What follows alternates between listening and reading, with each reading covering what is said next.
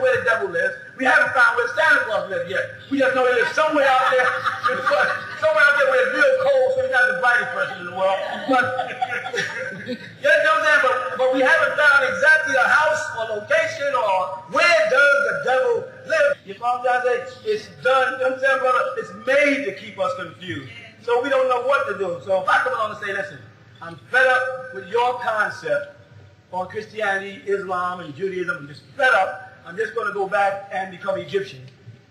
I'm a cult.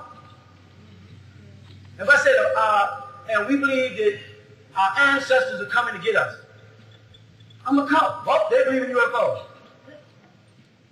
First of all, listen to the illogic of the statement. They believe in UFO. The first word in the statement contradicts the whole statement. UFO. They believe in unidentified flying objects. Now, how can you believe in something that has not been identified? You see, so you hear the illogic being perpetrated as logic in order to set a certain mindset in people. All them people out there, he says he's God in flesh. You go back to the Bible and says anybody that doesn't believe that Jesus came in flesh is Antichrist. And Jesus said, pick up your cross and follow me. I am the way, the truth, and the light. No one gets to the Father but by me. We must be in his example. So if we must be an example and Jesus is God in flesh, then what are we? God in flesh. If we're less than that, then we're not in his example. You say it like that, well, you're a fast talker one, you know. You're putting good words. What should I go like that? Well, Jesus came now. Then you say, I like him. He preaches well. I catch some of the preachers on television and they say, well, I don't want to say that Jesus. I said, no, I'm going to study. I'm going to master the language. I'm going to research. I'm going to go find out. And when I find out and I disagree, why must I be such a monster? Do I have a right to disagree? Do I have a right to do? Listen to this. Do I have a right to be wrong? I have a right to be wrong. Hell, I can make a mistake. I have a right to make a mistake. So it's okay. Suppose I'm wrong. Why must I be this monster instead of the guy that's wrong? And here's how you find out if the guy is wrong. You challenge him. You don't attack him. We don't attack Farrakhan for what he said. We challenge what he said to see if it's true or not. And I heard somebody earlier say, is there any proof that the Yaku story really exists? And that's the question I asked them. Is there any proof that the tribe of Shabazz really exists? And they go like this.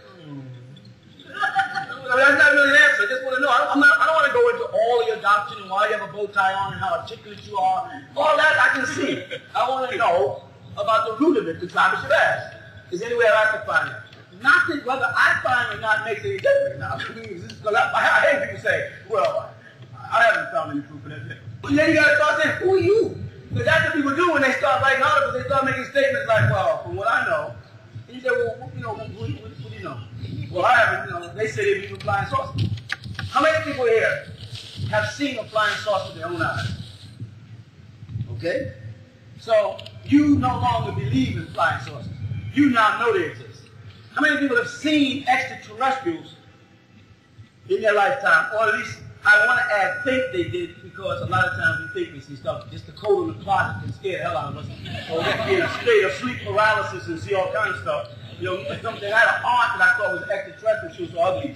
You know, I knew she wasn't a relative. That was linked back to me. Okay. How many of us think we saw extraterrestrials? All right. Now, you realize that was, let's be fair, that's not half the population here, right? That means half of y'all are crazy. Jimmy Carter, the Georgian president, our own homeboy, he believes in UFOs and publicly announced that he saw a UFO. So did John Lennon. So did Jimi Hendrix. So did Muhammad Ali. So did, who's my favorite artist? David Bowie. So did David Bowie. What's so funny? Huh? David Bowie, yeah. David Bowie, I gotta have a black artist or no black. David Bowie happens to be my favorite artist. That bother you over there? What, should I say Snoop Dogg? Snoop Dogg is goddamn ridiculous. What, I'm Uncle Tom now? But I'm El Uncle Tom.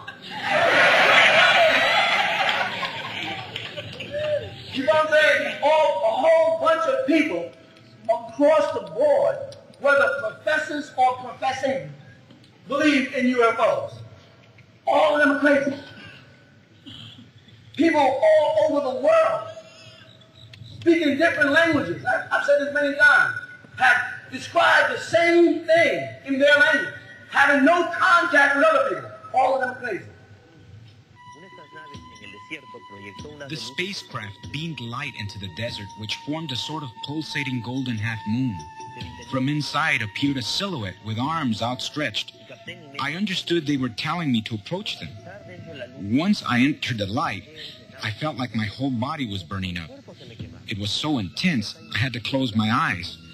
But what I could see, what I could observe, was that this craft seemed to have entered the sea, and at some enormous depth there were huge ships. According to them, the motherships had landed at the bottom of the ocean. A cigar-shaped object hovering in front of us. Inside were 3 figures. Yes, they had it like a cockpit. In the cabin was in the front of the cigar-shaped thing, and was lit up, but not glowingly lit up. It was a very easy light to look at. Near the airport, a retired police officer witnessed the unfolding drama.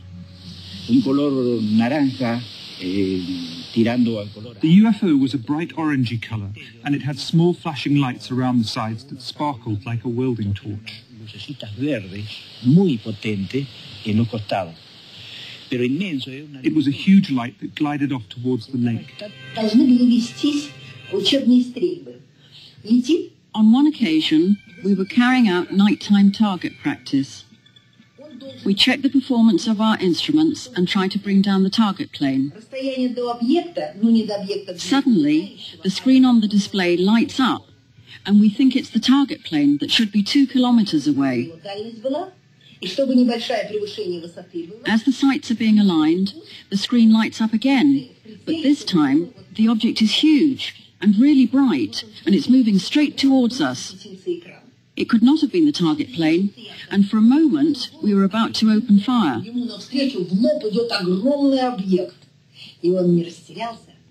We were in a MiG-21, and the object was so close, collision looked unavoidable. But suddenly, the UFO tipped on its edge and in a flash moved off the screen. We had recorded the encounter on film, and I have these photographs. They are stunning, and I'll never forget the experience. How about that Bible statement that says, many are called, but few are chosen? How about if for real the UFOs are the angelic or the heavenly host? They're the gods. Suppose that's true. And suppose they're only letting those people that's going with them know. And the reason why you haven't seen them is because you want them arrogant that ain't going. And that's why you're spending time talking about people who have seen them the same way people talked about people who saw Christ before Christ got to Jerusalem. They would say, I seen him in the field. He was healing people and saving people and touching people. And what was the Pharisees and them saying? Must be some type of troublemaker. Because they walked up to Jesus, quite amongst the people, and said, who's greater? God or Caesar? And Jesus stopped and looked at him for a while. And basically, we can assume he said in his mind, you really think that's a good one, don't you?